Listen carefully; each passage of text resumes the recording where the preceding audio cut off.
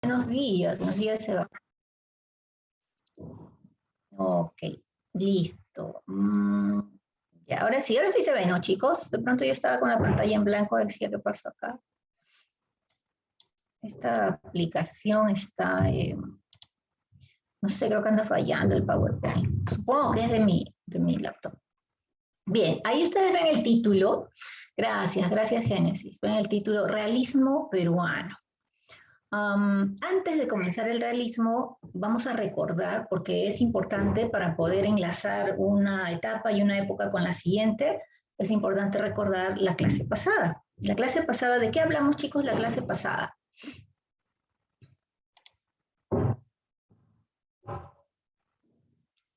A ver, ¿cuál fue el movimiento, corriente literaria que vimos la semana pasada?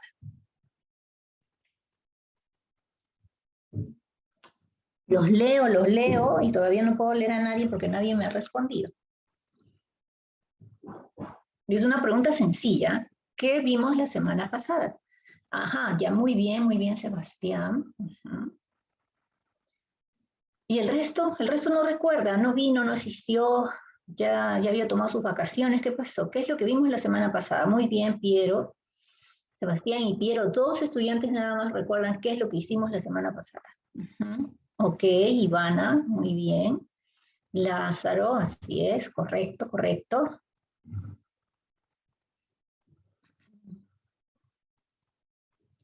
Herrero, ok, muy bien.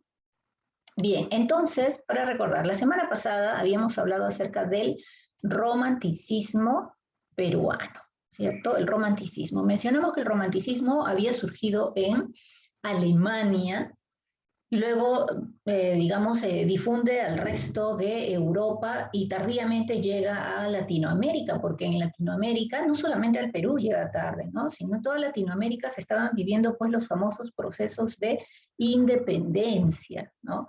Y bueno, Perú es uno de los últimos, es por eso que llega más tarde a nuestro país esta corriente literaria, el romanticismo. Y cuando llega, pues no va a tomar aquí en nuestro país unos matices originales, no, va a ser en realidad una copia adormecida del romanticismo español y en algunos casos del romanticismo francés. Ahora, este romanticismo tiene dos tipos, ¿no? Un romanticismo que es el tradicional, el romanticismo sentimental, idílico, ¿no? Donde el tema, por lo general, es una temática constante, la de la mujer amada y que te hace sufrir, ¿no? Es el sufrimiento por amor. ¿En qué personaje, en qué escritor hemos visto ese tipo de literatura? Hemos hablado de dos escritores, de Ricardo Palma y de Carlos Augusto Salaverry. ¿Cuál de ellos creó un romanticismo idílico, sentimental, subjetivo? ¿Quién de ellos, chicos?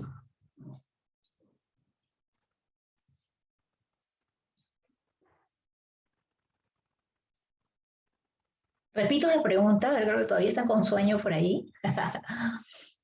Tenemos dos representantes del romanticismo, Carlos Augusto Salaverry y Ricardo Palma. Claro que hay más, pero ellos dos son los importantes que vimos la semana pasada. Ahora, uno de ellos, Salaverry o Ricardo Palma, uno de ellos creó un romanticismo sentimental, subjetivo. El otro creó un romanticismo de tipo historicista. ¿Quién de ellos creó el romanticismo sentimental? ¿Salaverry o Palma? Muy bien, Sebastián.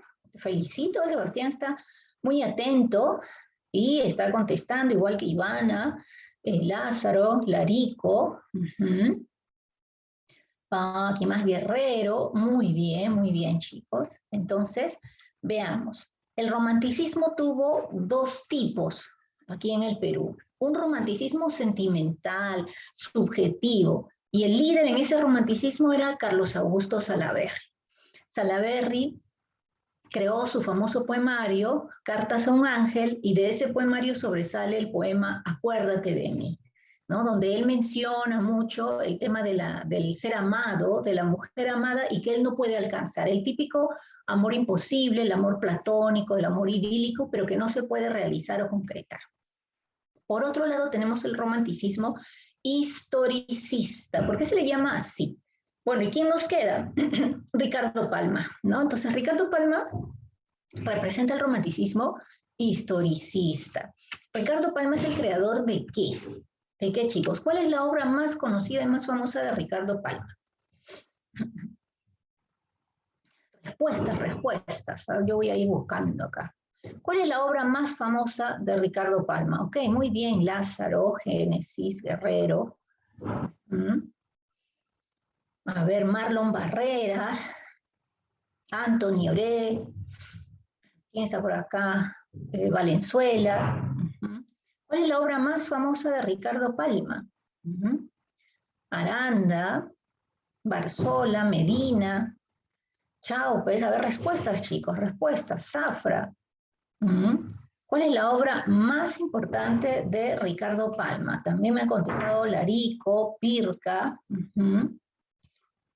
Machaca, que ya había mencionado también. Ajá. A ver, André Villanueva, ya chicos, todos a participar, porque es la única forma de saber que están allí, me están siguiendo la hilación, si no voy a pensar porque están metidos en alguna otra página, ¿no? Ok, Marlon, así es. La obra más importante de Ricardo Palma, las tradiciones peruanas. ¿Sabes tú que Ricardo Palma, aparte de las tradiciones peruanas, que yo ya te había comentado, que se pasó medio siglo, más de medio siglo creando tradiciones, ¿no? Aparte de las tradiciones peruanas, él creó otras llamadas tradiciones en salsa verde. Yo creo que lo hubiera puesto mejor de nombre en salsa roja, ¿no? Porque eran para la época, hoy en día no, tú las lees y no, probablemente no te asombre, ¿no? Pero en esa época, estas tradiciones en salsa verde eran conocidas como algo así como las tradiciones prohibidas, aquellas en las que el tema a tratar son un poco prohibidos, ocultos, ¿no? Entonces, por eso él las tituló así aparte, ya no como tradiciones peruanas, sino como tradiciones en salsa verde, ¿no? Contando picardías, cosas que probablemente serían un atentado contra la moral, pero de aquella época, todavía pues muy, muy conservadora, muy tradicionalista. Hoy en día ya se ve como algo normal muchos hechos, ¿no? Relacionados con las parejas, ¿no? Con temas de infidelidad. Hoy en día eso puede ser el pan de cada día, pero en aquella época era digamos, eran historias que, la gente pues se asombraría y diría, oh, ¿qué está escribiendo Ricardo Palma? ¿No? Así que esta no fue muy difundida, pero sí es conocida la existencia de las famosas tradiciones en salsa verde. Recordemos que el romanticismo se inicia después del costumbrismo, ¿no? Cuando ya está declarada la independencia, ya somos una democracia, vamos a decir que es el segundo movimiento literario de la era republicana. El realismo sería el tercer movimiento, ¿sí? Entonces, en este orden no te olvides, primero el costumbrismo, segundo romanticismo y tercer movimiento de la república, el realismo. Entre el primer y segundo movimiento, es decir, costumbrismo y romanticismo, se vivió, y esto te lo puede confirmar tu profesor de historia, que se vivió el primer militarismo. ¿Por qué se le llama así, primer militarismo? Porque es aquella época en la que los gobernantes, uno tras otro, es decir, uno y el que le sucede y el siguiente, son militares, entonces un gobierno militarizado.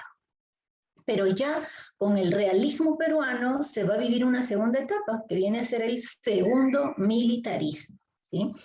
Ahora, ¿qué hechos son los que, digamos, hacen que se acabe el romanticismo y comience el realismo? ¿Qué hecho crees tú que hace en la historia de nuestro país? A ver, más o menos relacionando por las épocas. ¿Qué hecho crees tú, un hecho histórico que duele y duele mucho hasta el día de hoy? Hoy vamos a conocer algunos datos más. ¿Qué hecho histórico es aquel que marca el fin del romanticismo para dar inicio al realismo? A ver, chicos, respuestas. Miren, estoy aquí con mi registro en la mano para poner sus calificaciones. ¿Ah? Pregunta nuevamente, ¿qué hecho hace que culmine, y así de una manera abrupta, el romanticismo para dar inicio al realismo? Ya, muy bien, Génesis. Es como, pero como que la respuesta, aún siendo correcta, no guarda concordancia, ¿no? Entonces, si yo les digo, ¿qué hecho hace que culmine el romanticismo y se inicie el realismo? Ustedes me dirían, tal hecho, ¿no? Pero aquí me dicen, el realismo se inicia con, ¿no? O se inicia con tal hecho, etcétera. Entonces, ¿qué hace que acabe un movimiento para que comience otro? En este caso específico, entre romanticismo y realismo. Solo Génesis me ha dado una respuesta, chicos.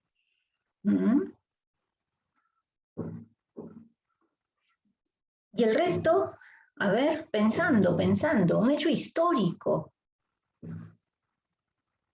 ¿Cuándo hemos jugado? ¿Con quién hemos jugado? El domingo jugamos con Bolivia, ¿no? ¿Les gusta el fútbol? Y el jueves, ¿con quién jugamos el jueves, chicos? El jueves pasado. Chile.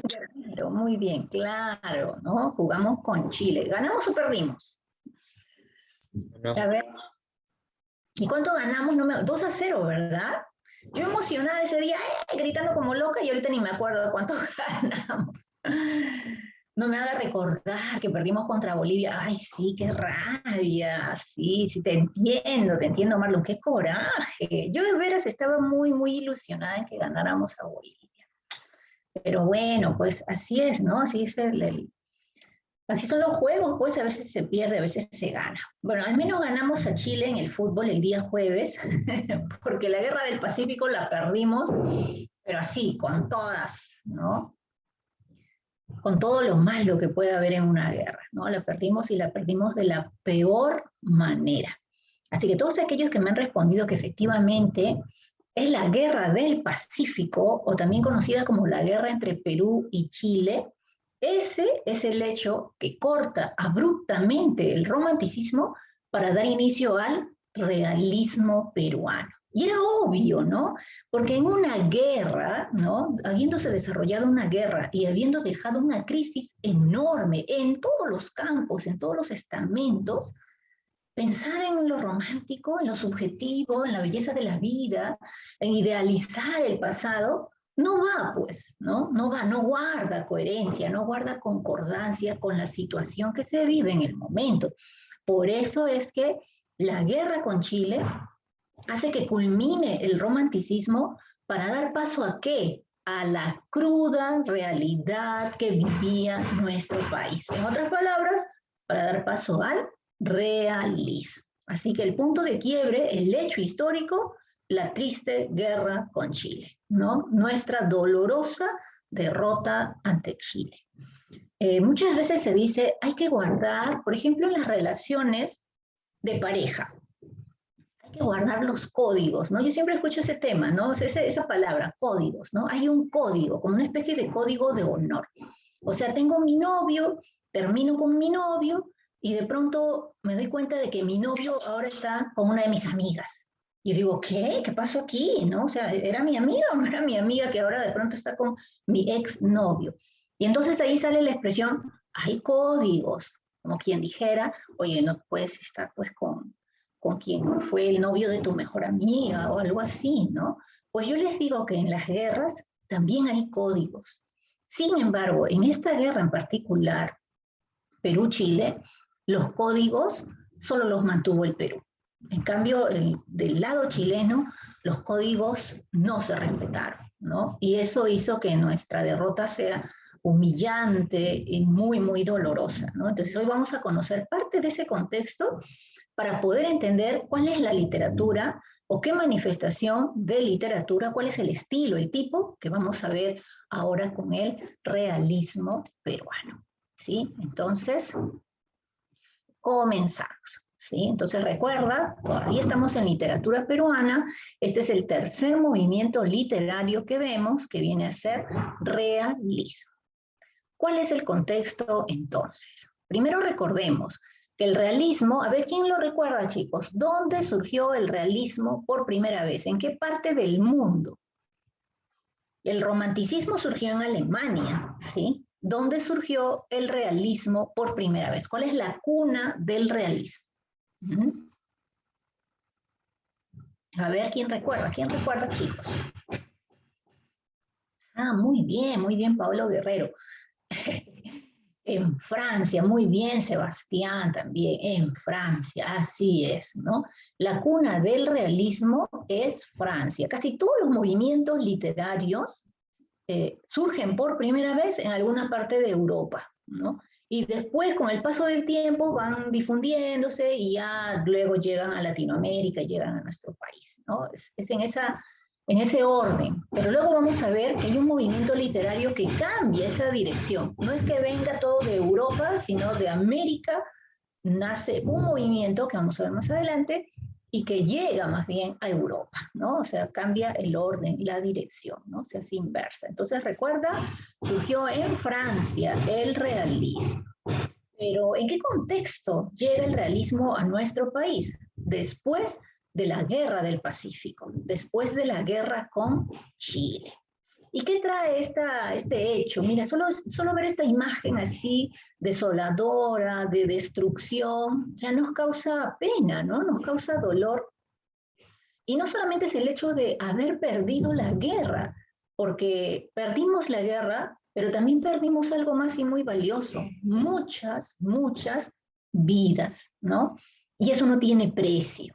Entonces, muchas vidas que muchas muertes que pudieron haberse evitado en esta guerra del Pacífico.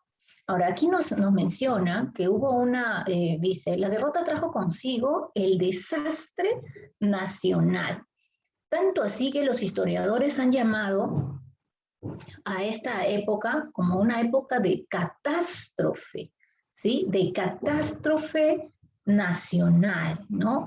Génesis, una época de crisis, desmoralización, sí, es una época de desmoralización total porque ese no solamente ya es el hecho de la derrota, hemos perdido, ¿no? Sino todo lo que viene en consecuencia después. El país va a vivir una de las etapas más críticas, más dolorosas. ¿Por qué?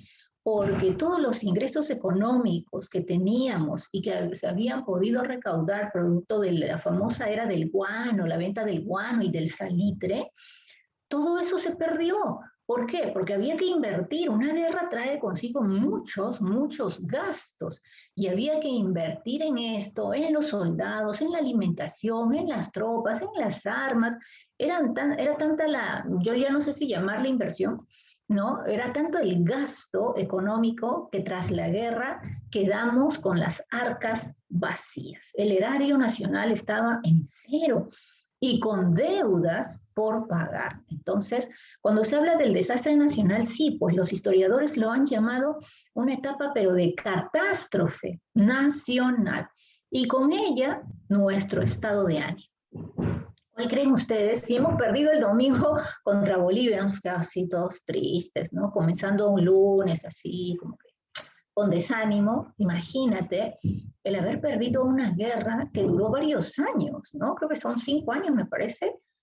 Más de 4 años estuvo Chile ocupando nuestro país, ¿no? Lima fue sitiada por los chilenos y luego se marchan, pero habiendo dejado una huella de abuso, de maltrato, de ofensa, de humillación que no era necesario, ¿no? Todo ese rezago que quedó de esta guerra. Entonces, cuando se habla de una etapa de desastre y de catástrofe nacional, no es poca cosa, no estamos, o los historiadores no han exagerado, era la historia tal cual. Y lo otro era esa crisis de moral. Estábamos con la moral por los suelos, con un desánimo total ante una derrota inminente, ¿no? Entonces, esa es la situación que se vive en este momento. Dice, es una de las épocas más duras, más tristes y más negras de nuestra historia, efectivamente. Y también a esta época en la que se desarrolla el realismo peruano se va a llamar segundo militarismo porque son, por ejemplo, Piérola, Iglesias, Cáceres, ellos son los gobernantes del momento, todos son militares, ¿no? Por eso se le llama a esa época el segundo militarismo.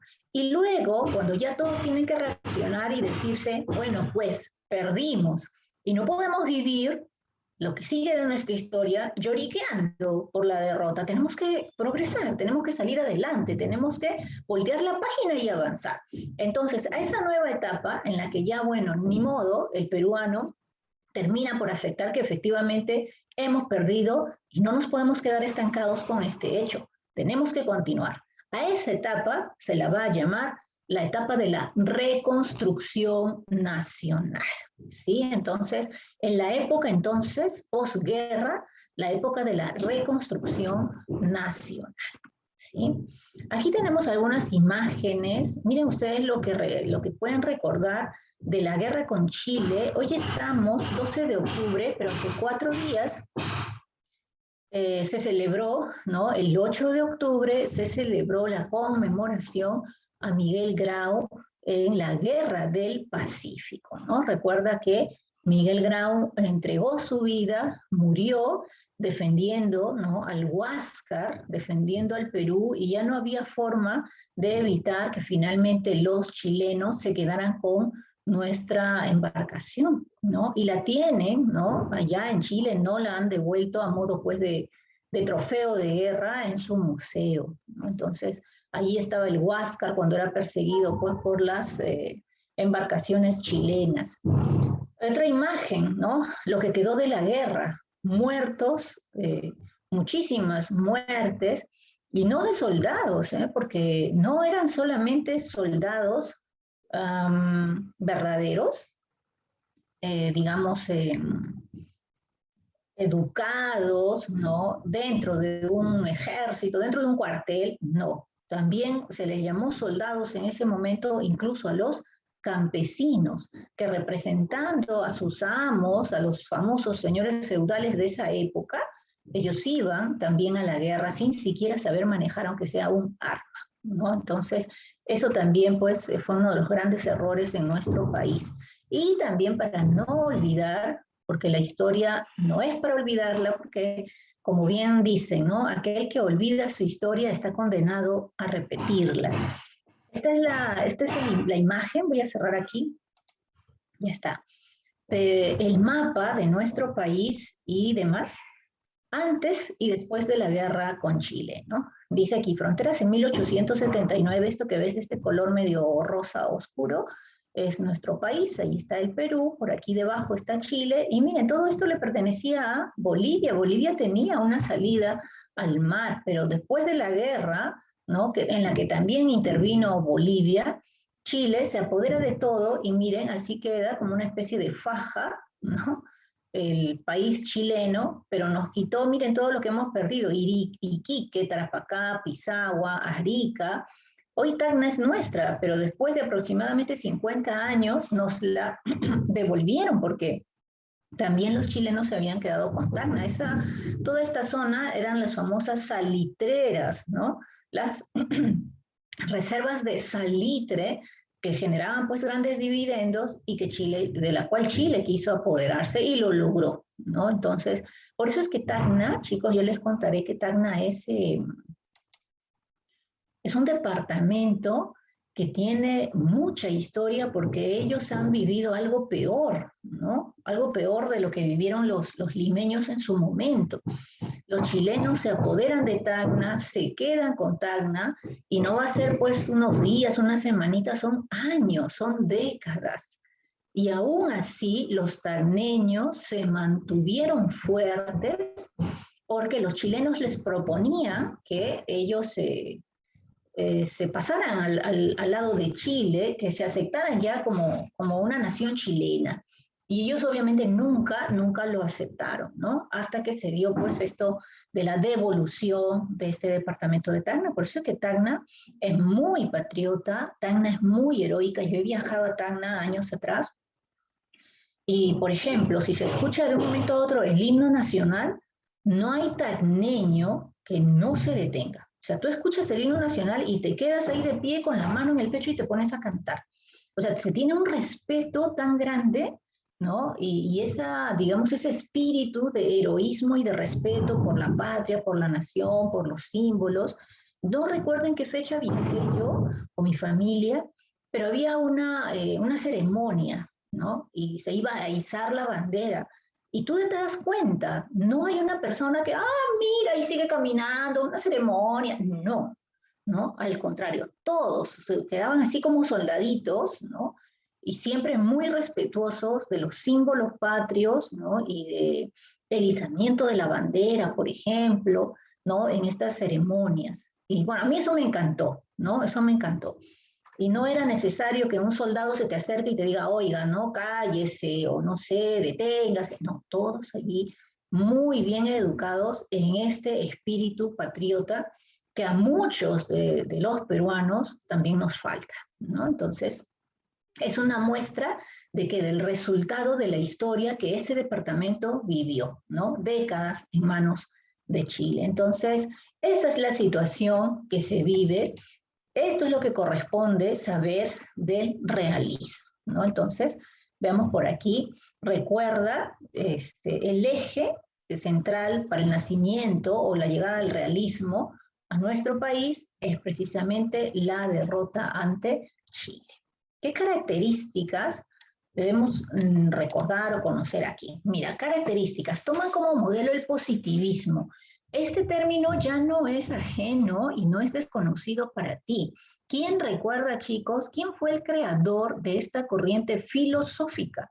El positivismo. Cuando hemos hablado del realismo universal, ¿no? El realismo universal, el realismo que surge en Francia, mencionamos esa corriente literaria, perdón, esa corriente filosófica, el positivismo. ¿Quién es el creador del positivismo y qué es lo que plantea? ¿Qué plantea el positivismo, chicos? ¿Alguien recuerda qué es Lo lo que... positivo. Oh, perdón, no alcancé a escuchar.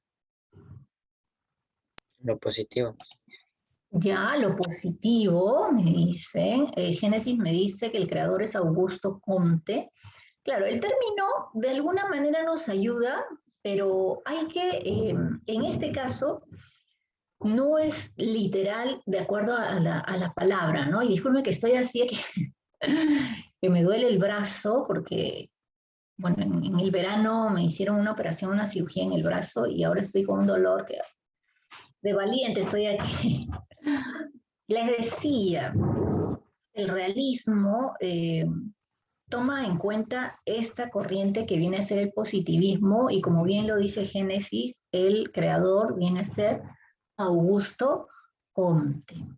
El positivismo no necesariamente es, hay que pensar en positivo, ¿no? Por si acaso, muchas veces como que viene eso la idea, ¿no? Positivismo, hay que ser positivo, hay que pensar positivo, necesitamos tener mente positiva, y acá peor todavía con esta situación que vivía el Perú, pero no se refiere a eso, ¿sí? Ojo con ese dato importante, no se refiere a eso. El positivismo planteaba el uso de la ciencia, ¿sí? El estudio científico. Eso es lo que plantea el positivismo, que para decir algo, plantear algo, proponer lo que sea, había que realizar primero un estudio científico. Y un estudio científico no es poca cosa, tienes que utilizar los elementos de un estudio científico, ¿no? Primero tus hipótesis, comprobarlas, y si estas son el resultado, lo que uno esperaba, entonces esa hipótesis se convierte en una teoría. Entonces el conocimiento científico no es un conocimiento de ensayo, es el resultado de toda una serie de ensayos hasta llegar a la teoría. Ese viene a ser el positivismo. Entonces, ¿por qué aquí se dice que se toma como modelo el positivismo?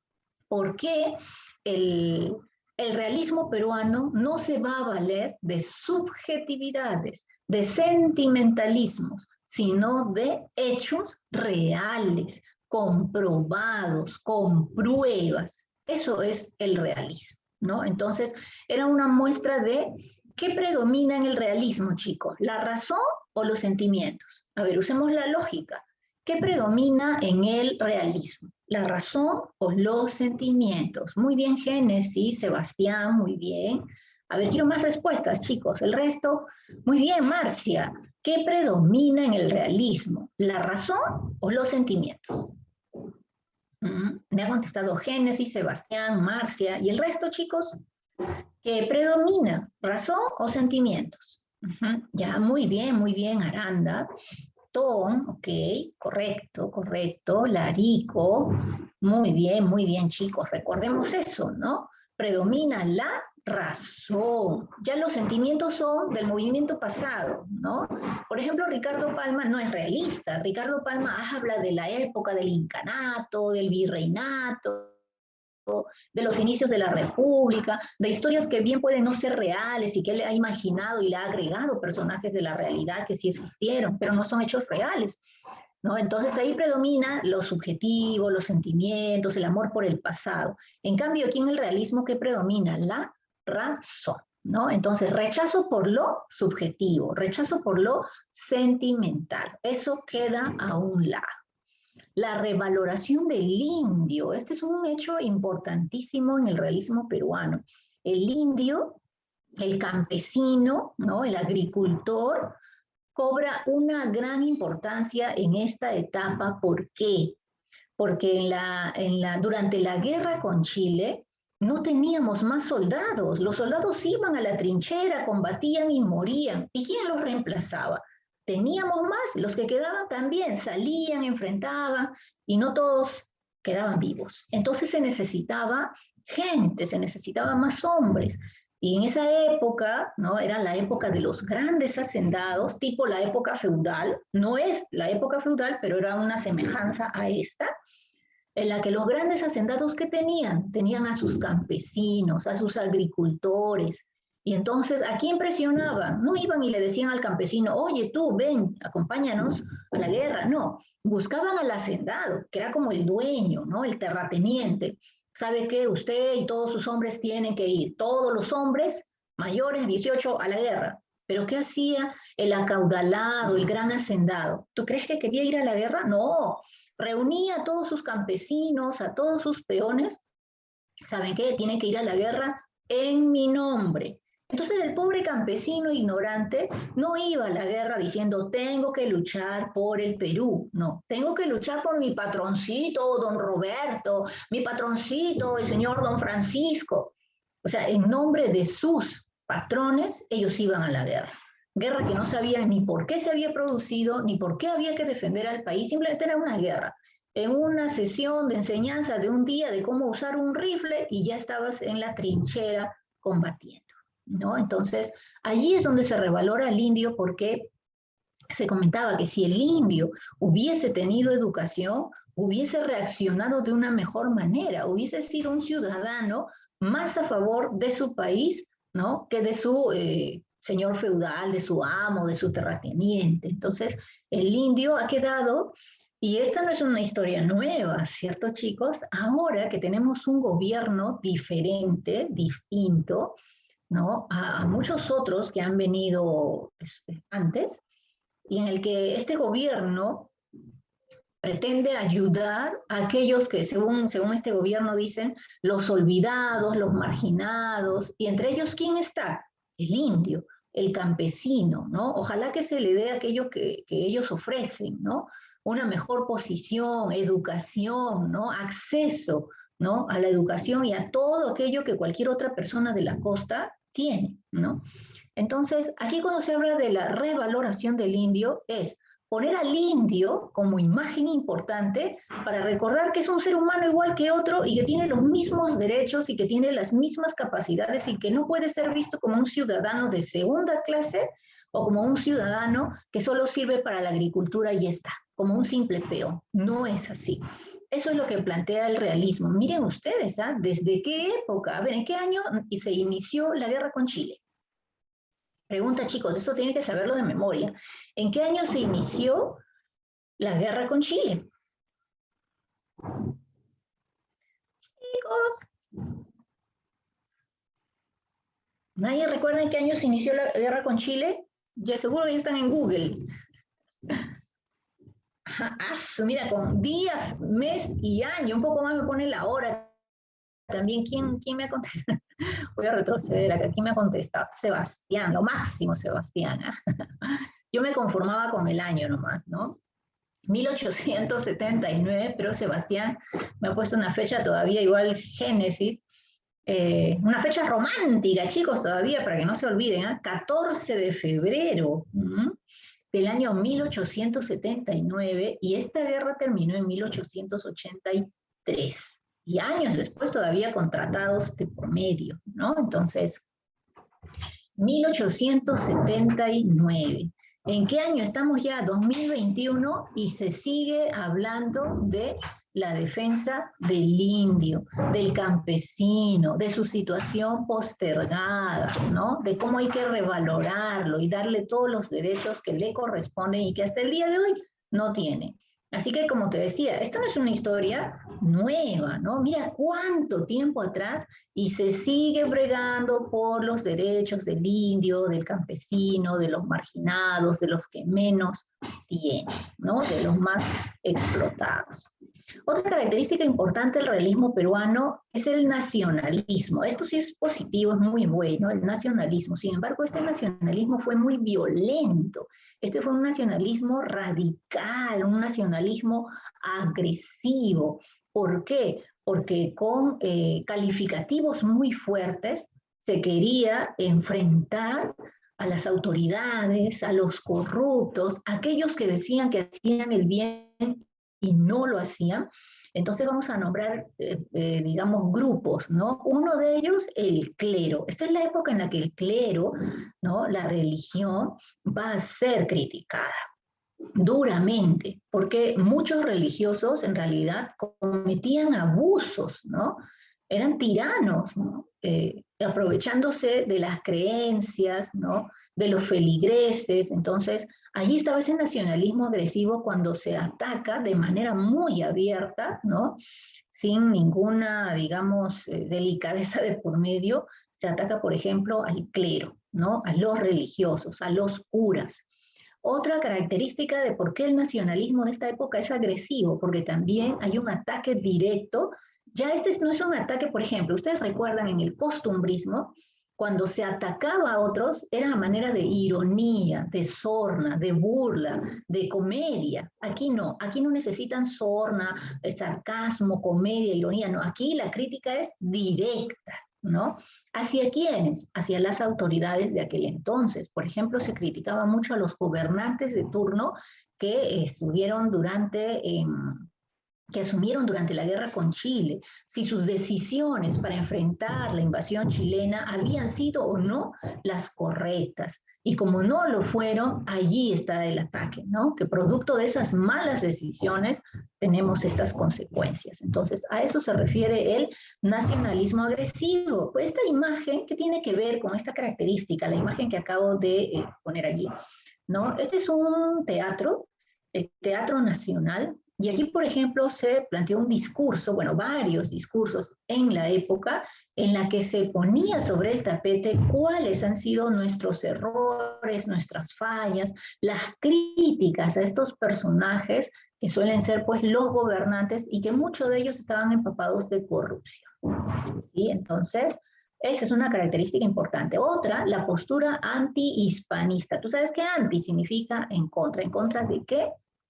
De lo español. Toda influencia española va a ser muy mal vista en aquella época, porque como está, digamos, en boga el nacionalismo, entonces era la idea de por qué vino el español, conquistó, invadió, usufructuó, se llevó todas nuestras riquezas y no nos dejó nada. ¿Y qué ha dejado España como legado a nuestro país? Algo que usamos todos los días para entendernos, para comunicarnos. ¿Qué es lo que ha dejado España a nuestro país como legado, chicos? ¿A través de qué idioma nos estamos comunicando ahora? No es el quechua, no es el runasimi, no es el aymara, todos usamos español. El español es la lengua, ¿no? El castellano, muy bien, Mariños también, Zafra, ¿no? Nuestra lengua, el español, es la lengua oficial, es la más utilizada. También el quechua, el aymara, son lenguas oficiales, pero el porcentaje de uso de estas es ínfimo en relación con el español, ¿no? Entonces, esa postura antihispana era planteada porque se decía, si nuestro país no hubiese sido invadido por los españoles, hasta el día de hoy manejaríamos una cultura como la del imperio incaico.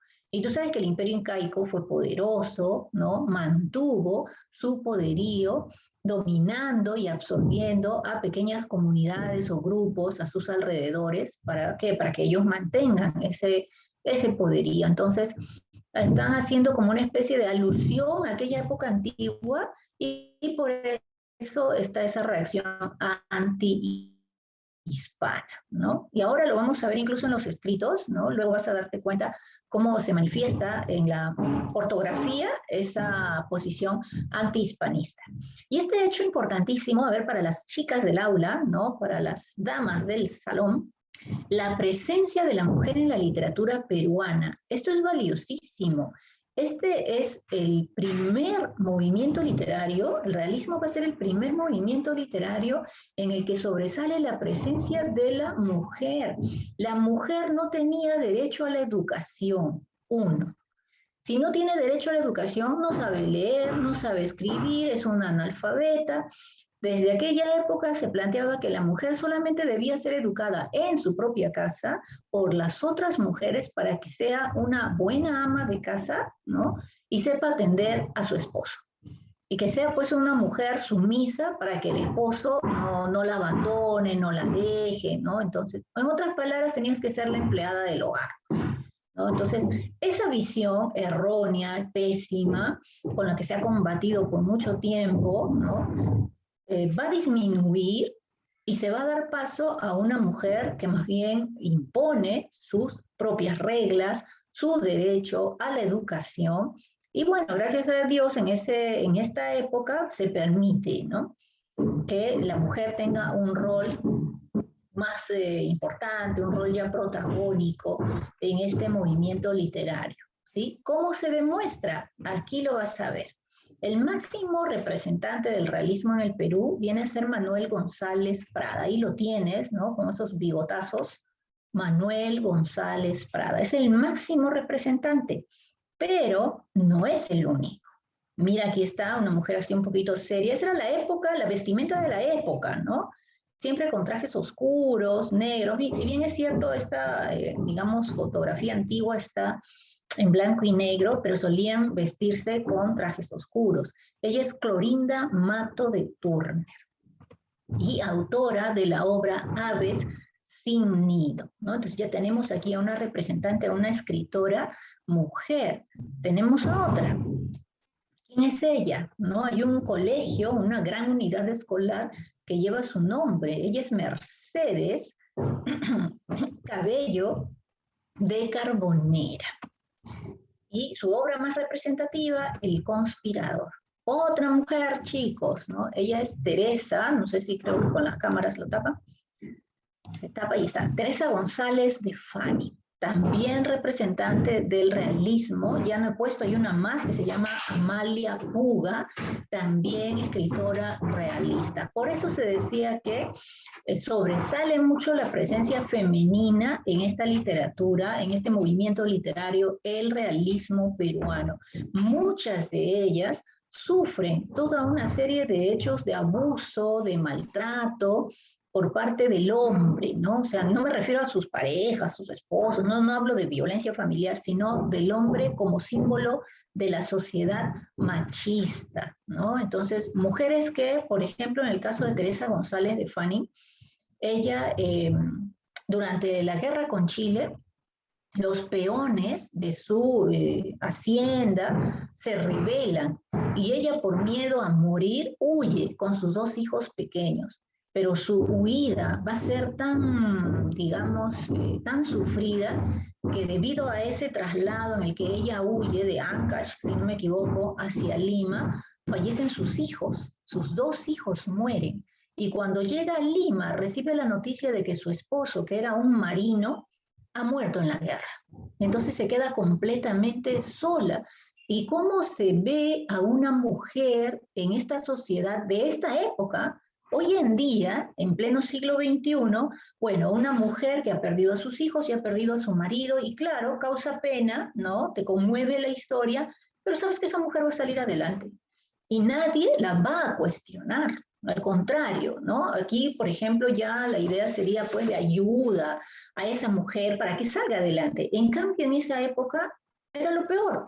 Ah, sola, viuda, sin familia, esta mujer no sirve para nada. Y más bien, todo lo contrario, era un modo de atacarla, porque ella sí había sido instruida, leía, no era una analfabeta, era una mujer que sí había adquirido conocimiento y entonces se da cuenta de que ahora el mundo la ha puesto en una posición, ¿no?, muy dura, sola, y se va a valer de ayuda de sus familiares, hermanas, y va a crear el primer liceo. ¿Qué es un liceo? Hoy no se usa esa palabra ya, pero no es otra cosa que una escuela.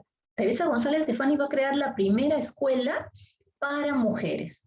Va a ser así algo al principio un poco privado, un poco en secreto, por miedo a la sociedad, al rechazo, ¿no?, del hombre, ¿no?, al espíritu machista. Así que las primeras niñas que van a ser educadas con los primeros conocimientos de ortografía, geografía, de economía, pues es la mujer por lo general quien lleva la economía del hogar. Entonces, ese tipo de conocimientos se impartían. Y esta especie de escuela o liceo va a ir creciendo con el tiempo, ¿no? Entonces, al final, su vida tuvo un propósito, el sacar adelante a la mujer, y ella es una de las pioneras en plantear que la mujer no ha nacido para ser solo un ama de casa y para satisfacer al marido, sino que también tiene los mismos derechos que las demás personas, ¿no? Los mismos derechos que el hombre. Es por eso que aquí sobresale mucho la presencia femenina, así que ya lo saben, sobre todo las chicas del aula, ¿no?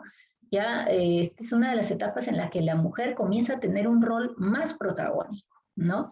Y ahora, yo digo para las chicas del aula, pero ¿qué pasa en el caso de los varones? Esta es la sociedad actual, ¿no? Estamos en el siglo XXI, la sociedad actual está viviendo una etapa de cambios. Y dentro de esos cambios, ustedes saben, varones de segundo año, supongo que están entre los 12, 13, 14 años, ¿no? Ya tienen que tener muy claro en la mente que hombres y mujeres somos iguales y que la mujer no es menos. Es más, la mujer lleva una carga extra porque la mujer es madre y tiene que cuidar a los niños y también tiene que trabajar y también tiene que dedicarse a la casa. Con eso no desmerezco el trabajo del hombre, ¿no?, que también es importante, pero la idea es complementarse. Uno no es más ni es mejor que el otro. Y eso es lo que a muchos machistas les cuesta entender, ¿no? Entonces, importante tomar eso en cuenta, que sepan, chicos, que tanto hombres como mujeres tenemos los mismos derechos y debemos tener las mismas posibilidades de progreso, de desarrollo, de éxito, ¿sí? Bien, entonces, hablemos de este máximo representante. Antes de hablar de Manuel González Prada, regreso aquí un poquito para hablarles de Clorinda Mato, ¿sí? Clorinda Mato de Turner. Ella es representante importante del realismo peruano. Ella es autora de la obra Ave sin nido. En esta obra, Ave sin nido, Clorinda Mato menciona una historia muy cruda, ¿no?, en la que dos jóvenes se conocen, se enamoran, ¿no?, y ellos desean casarse sin saber que estos dos jóvenes son hermanos. Ellos no lo saben. Uno es hijo de un cura, ¿no?, que abusó de una mujer y la mantuvo así doblegada, dándole a entender que esto era obra de Dios y que ella debía obedecerlo en todo, ¿no? Y es así como abusa de ella y esta pues queda embarazada y trae al mundo a un hijo, ¿no? Pero ella era casada, tenía esposo y trae al mundo a una hija, ¿no? Y por cuestiones del destino, estos van a ser separados y cuando se encuentran no lo saben, se enamoran, quieren casarse y descubren fatalmente que ellos son hermanos, ¿no? Entonces es una historia dolorosa, penosa. También aquí se habla, por ejemplo, del indio y del maltrato que sufre por parte de los grandes hacendados, de los terratenientes, ¿no?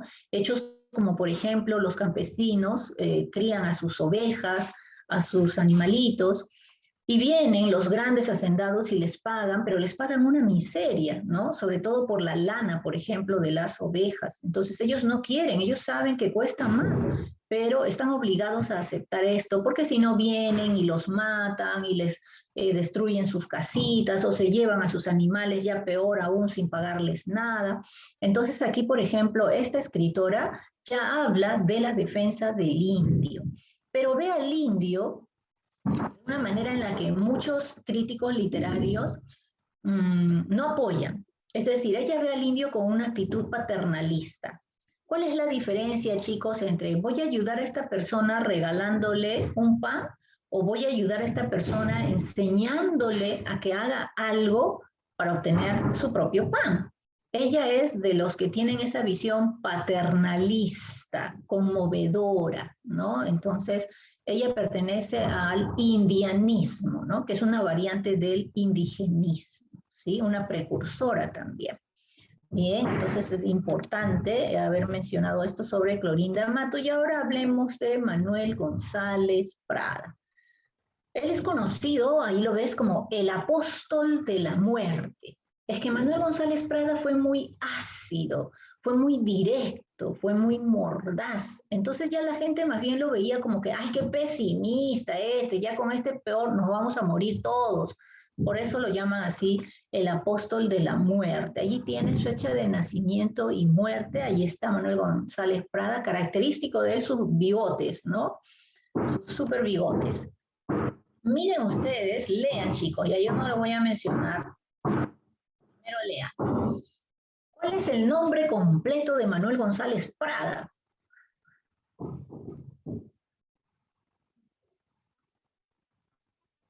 Ya, ¿leyeron, chicos? ¿Leyeron el nombre completo de Manuel?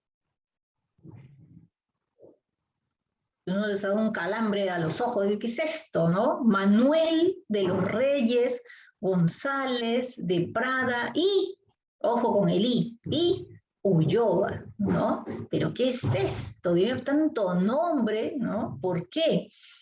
Es la época, mira, él venía de una familia aristocrática, una familia pudiente, una familia de la clase alta.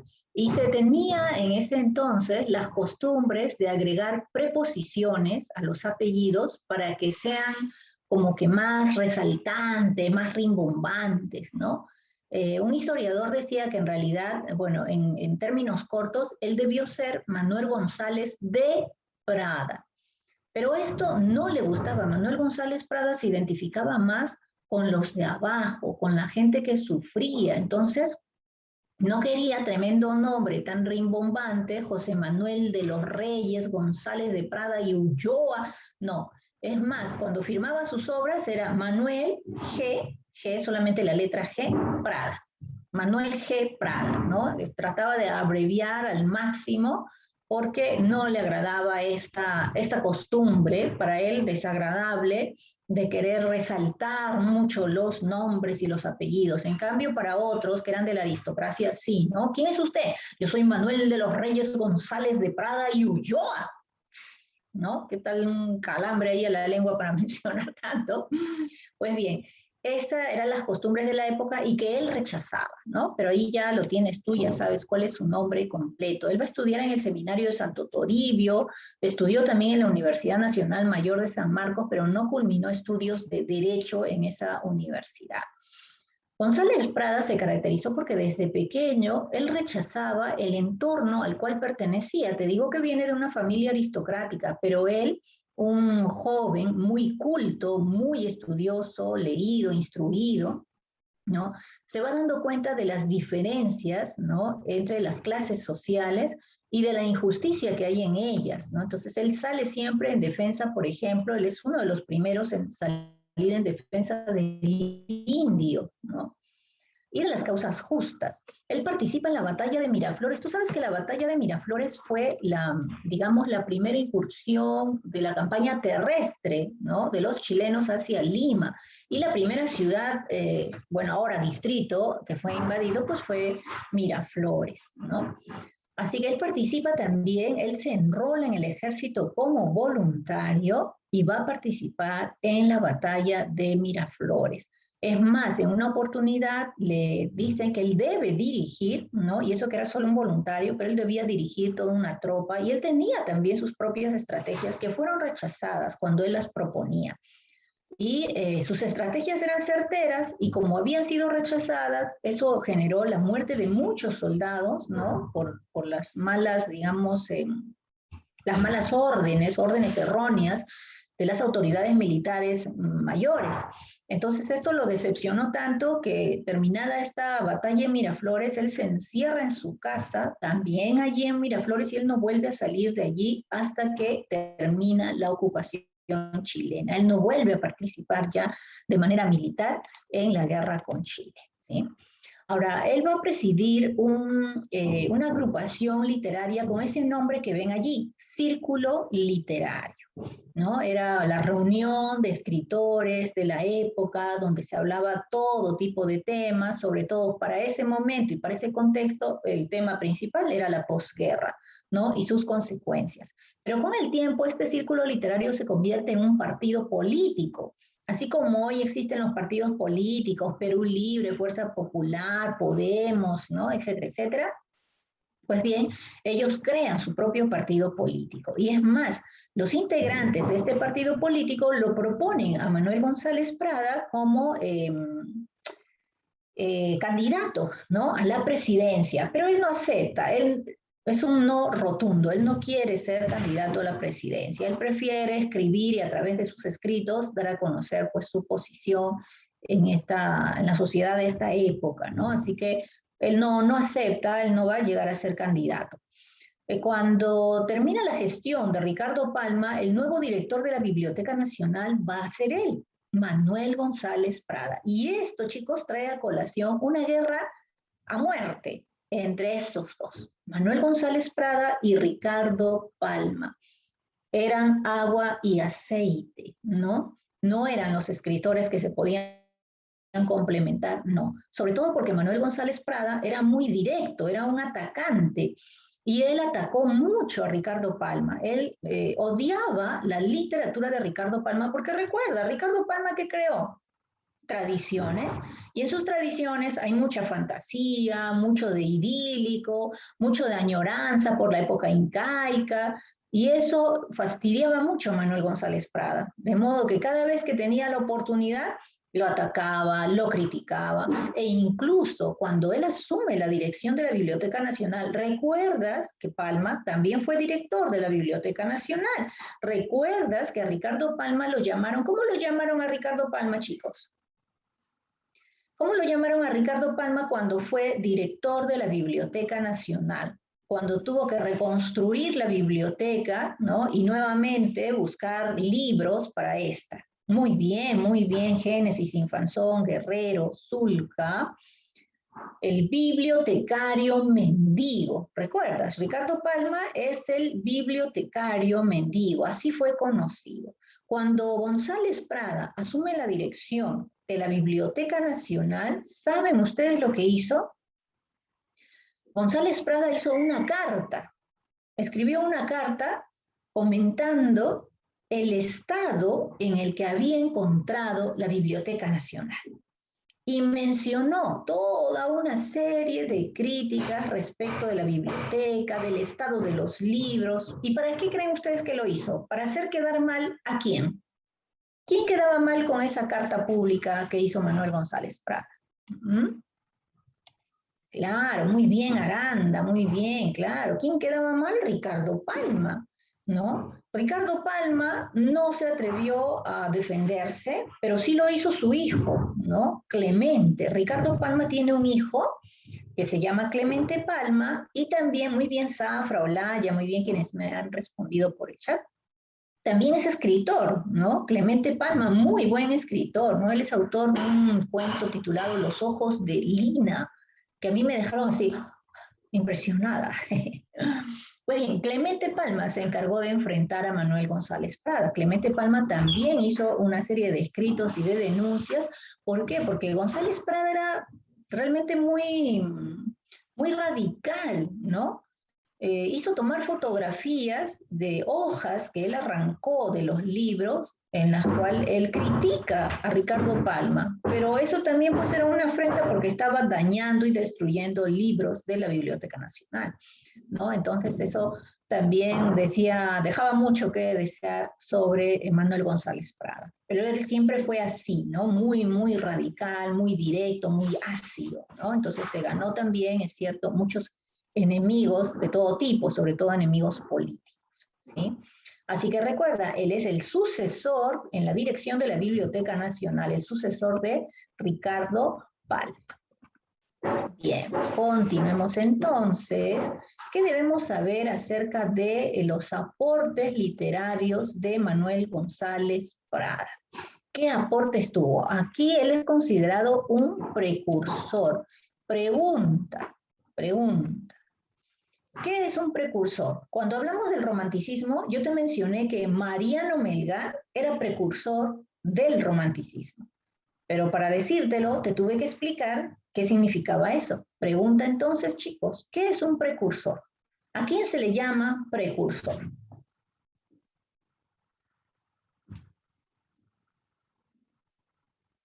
Respuestas, a ver, pensando. ¿A quién se le llama precursor? ¿Quién es un precursor?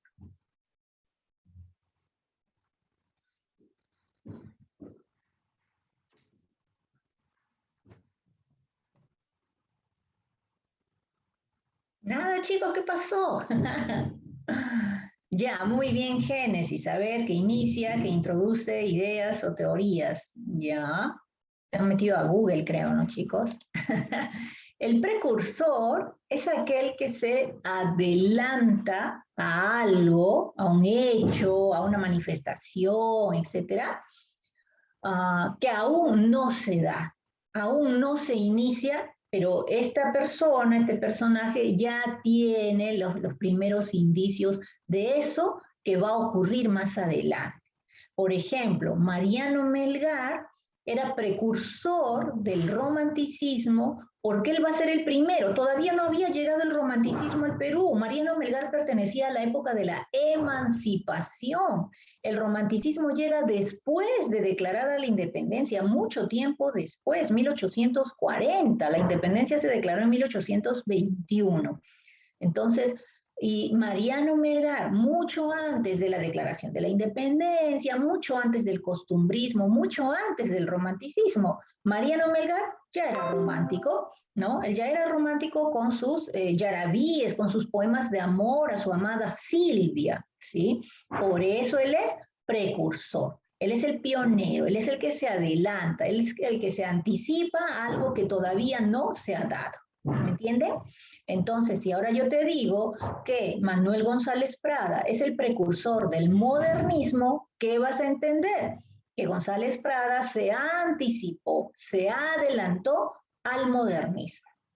Ahora pregunta, ¿qué es el modernismo? El modernismo es un movimiento literario que nace en América y luego va a llegar, se va a difundir al resto del planeta. ¿Por qué él es precursor del modernismo? El modernismo se caracterizó por crear innovaciones en la poesía, en el uso de los versos, en las estrofas, en las medidas. Hasta este momento, la medida oficial para los versos eran los octosílabos, es decir, los versos de 8 sílabas, o los endecasílabos, los versos de 11 sílabas. Pero, ¿qué hizo Manuel González Prada? Él va a cambiar todo eso, ¿no? Entonces, él va a crear otros versos, otras estrofas, él está innovando. Por eso es que él es precursor del modernismo, porque él va a innovar en la poesía. ¿Está bien?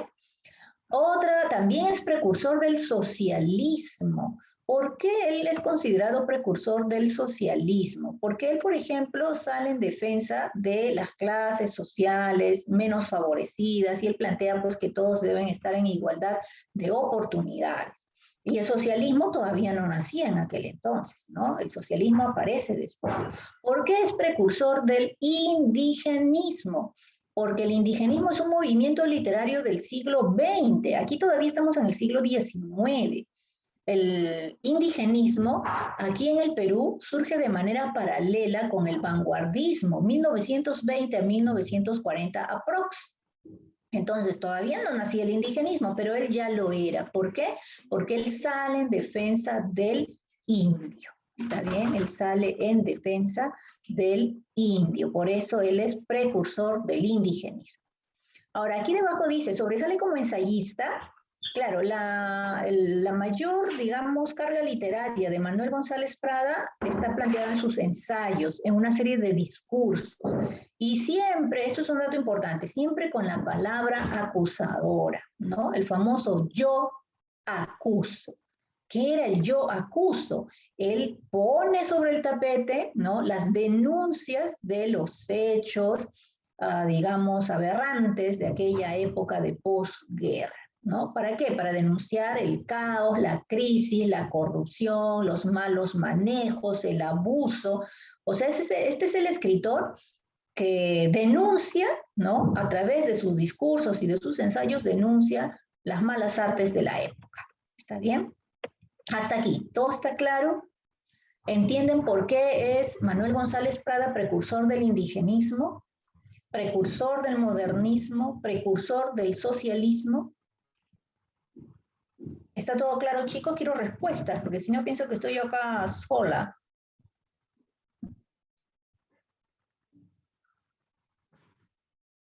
Ok, me dicen sí, todo claro, muy bien, porque todo esto viene en su temática. Ahora, hemos visto los aportes, ahora conozcamos sus obras. ¿En qué sobresale González Prada? En dos géneros.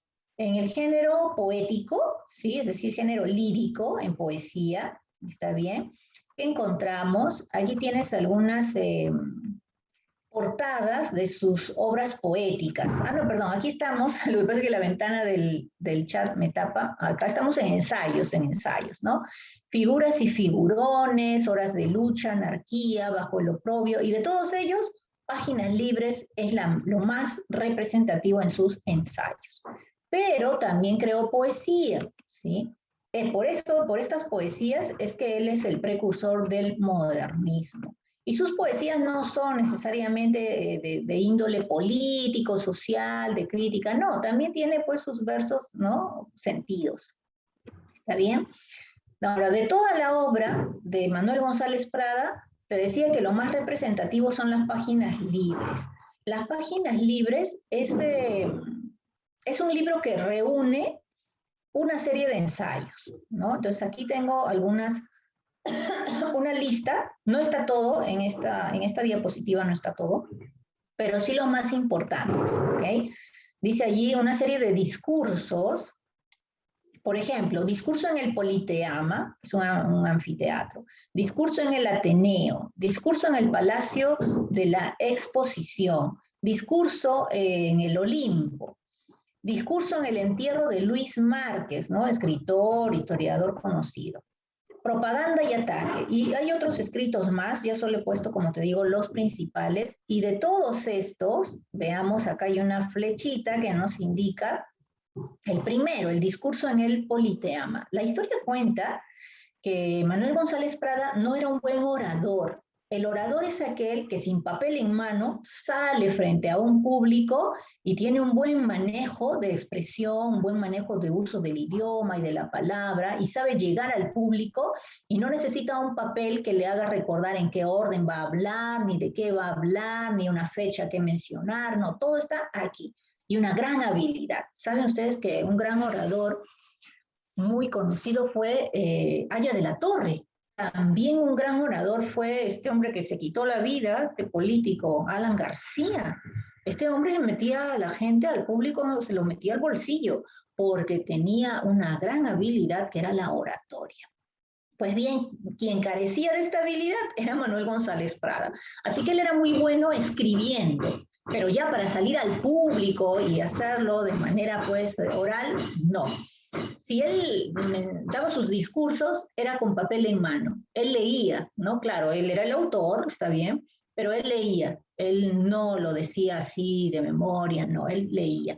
Pues se dice que este discurso en el Politeama, en esta oportunidad, lo va a leer un escolar. un escolar llamado Gabriel Urbina, a quien el propio González Prada le pide que lo haga. ¿Por qué? Porque González Prada decía que él tenía una voz muy aguda, ¿no? Muy bajita, no tenía un buen timbre de voz, porque los timbres de voz también varían, ¿no? Hay gente que tiene una voz grave, otro que tiene una voz así, etcétera, ¿no? Por ejemplo, mi voz es aguda, ¿no? Yo no reconozco mi voz cuando oigo mis propios audios. Digo, ¿esta es mi voz? Y no me gusta, pero no me queda otra. Bien, entonces Gabriel Urbina, este escolar, va a leer este discurso, ¿no? En el Politeama. Así que es más, acá hay otro dato importante, dice, cuando se hacía campaña pro fondos para el rescate de las provincias cautivas de Tacna y Arica. Saben ustedes que Chile se queda con Tacna y Arica. ¿Qué quería el Perú para recuperar Tacna y Arica? Pagarle a Chile. Y es humillante, pues, ¿no? Porque le vas a pagar a alguien por algo que a ti te pertenece, por algo que es tuyo y que ese alguien te quitó. Esa fue la situación así avergonzante y humillante que ha vivido nuestro país. Así que, ¿qué estaban haciendo aquí? Profundos, colectas, para juntar dinero, pagarle a Chile y que Chile nos devuelva Tacna y Arica. Qué vergüenza, ¿no? Entonces, eso, por ejemplo, está en este discurso, ¿no? En el Politeama. Recuerda, a ver, voy a regresar un segundito. La obra es Páginas Libres. Páginas Libres reúne varios discursos. El discurso más conocido es este, discurso en el Politeama. De ese discurso hablamos aquí rapidito, ¿sí? Yo te lo voy a dejar, porque tienes, creo, un fragmento también en tu libro. Yo te voy a dejar, solamente vamos a ver esta primera parte. A ver, voy a cerrar aquí para que yo también pueda leer, ¿no? Así comienza el discurso en el Politeama. Señores, los que pisan el umbral de la vida se juntan hoy para dar una lección a los que se acercan a las puertas del sepulcro. Aquí una observación, mira, aquí tú ves esta palabrita, ¿no? Aquí esta palabrita que dice, a ver, voy a retroceder acá, hoy. ¿Está bien escrito aquí, chicos, la palabra hoy? Dice, los que se juntan hoy. Hoy se escribe, claro, muy bien, muy bien. Se escribe con Y, ¿no? Que, bueno, ahora se conoce como Y, ¿cierto? Entonces tú dirás, ¿qué cosa? ¿Qué pasó aquí con Manuel González Prada, ¿no? Es más, mira, en esta, mira, nadie me ha dicho nada. Páginas, páginas libres. ¿Así se escribe páginas, chico? Miren, aquí está, aquí está. Páginas libres. ¿Así se escribe páginas? ¿Esa es la ortografía correcta? Claro, páginas se escribe con G. A ver quién me escribe por acá. Lázaro, Olaya, claro. Páginas se escribe con G. Entonces puedes decir, bueno, uno, o la profesora de literatura se ha equivocado y lo ha escrito con J, o qué pasó aquí. Pues bien, esto es adrede, ¿sí? Es decir, es a propósito, es con toda intención. Una manera de demostrar su anti-hispanismo en Manuel González Prada fue atacar a la ortografía. Así que dentro de este escrito hay muchos errores ortográficos que son, digamos, como les digo, adrede, con intención. Por ejemplo, miren, yo tengo aquí, creo que está al revés, ¿no? Ya ahí. Yo tengo este librito que es Páginas Libres. Mira, es pequeñito, cortito. Ahora lo estaba revisando para buscar ahí partes de los textos. Pero mira, aquí está bien escrito, ¿no? Páginas Libres está bien escrito con su G. Yo esta editorial, a ver qué editorial es esta. Vamos a buscar acá, no encuentro. Edición original. Ediciones Cultura Peruana. Yo, bueno, a Ediciones Cultura Peruana yo le jalaría las orejas porque no han estudiado, ¿no? Claro, está correctamente escrito, pero no está escrito al gusto del autor. El autor lo puso así y así, eso se tiene que respetar, por si acaso, ¿no? Entonces, ya lo sabes. Y aquí vamos a encontrar, ahí está, varios errores. Por ejemplo, cambiar la G por la J y cambiar la Y por la I, ¿no? Es una constante, que aquí te vas a dar cuenta de eso. Aquí nos dice, los que cruzan el umbral de la vida, o sea, los jóvenes, ¿no? Dice, les van a dar una lección a los viejos, los que llegan a las puertas del sepulcro. La fiesta que presenciamos tiene mucho de patriotismo y algo de ironía. Ojo con esta parte. El niño quiere rescatar con el oro lo que el hombre no supo defender con el hierro. Claro, el niño quiere rescatar, los jóvenes quieren rescatar con plata lo que los otros no supieron defender con sus armas. ¿Y a qué se refiere con quiere rescatar con el oro? Era esto de la famosa colecta, ¿no? Para darle dinero a Chile y que nos devuelva Tacna y Arica. Los viejos deben temblar ante los niños, porque la generación que se levanta es siempre acusadora y juez de la generación que desciende.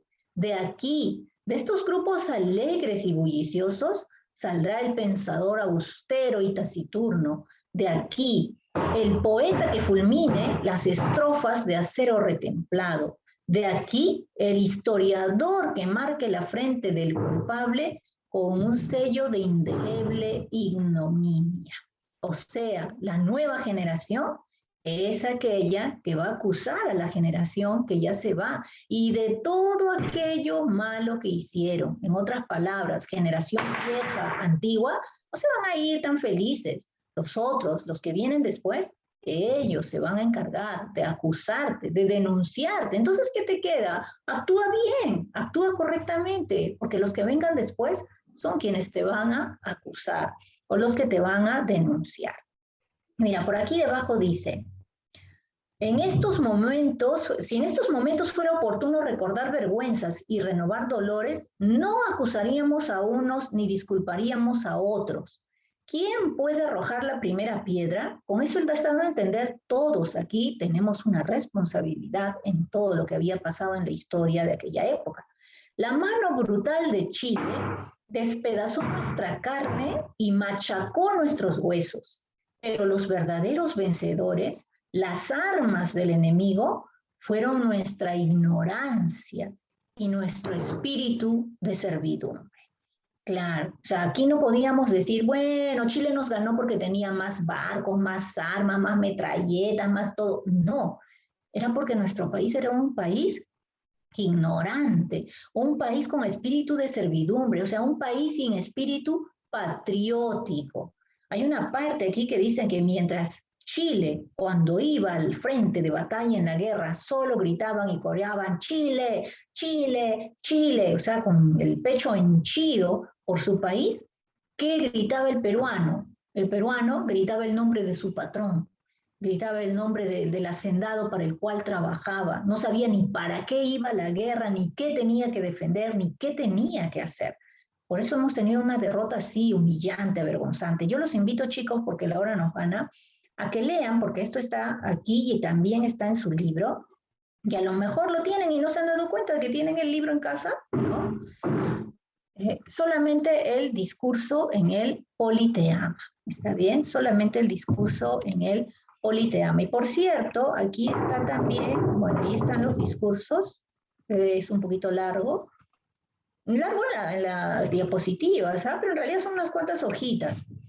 Y por último, aquí está la práctica domiciliaria dirigida, perdón, la dirigida, que está resuelta, que ya ustedes también la van a revisar, ahora que cuelgue la clase en intranet, ¿sí? Pero lo que sí les puedo decir es que este discurso es uno de los más directos, los más sentidos y que tiene muchas, muchas verdades. Así que yo los invito a que lean, chicos, las diapositivas restantes de la clase de hoy. Pueden ingresar, a ver qué hora es, 9:55.